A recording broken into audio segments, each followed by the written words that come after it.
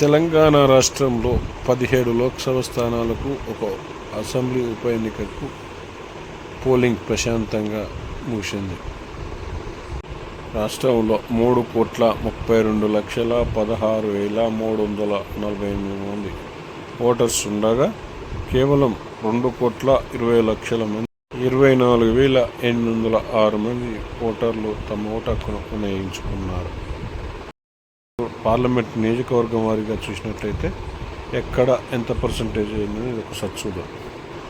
ఆదిలాబాద్ చూసినట్టయితే 74.3%, పెద్దపల్లి చూసినట్టయితే 67.87%, అదేవిధంగా కరీంనగర్లో 72.54%, నిజామాబాదు 71.92%, జహీరాబాద్ 74.63%,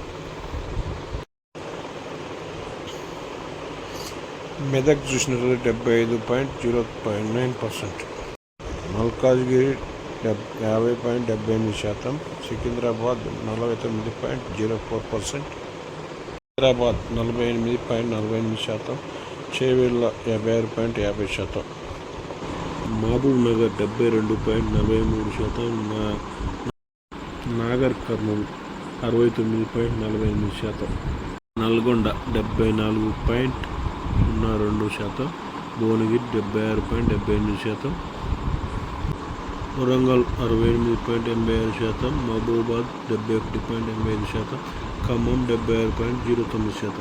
టోటల్ తెలంగాణ వ్యాప్తంగా 65.67% పోలింగ్ నమోదైనట్టుగా సిఇఓ వికాస్ తెలిపారు.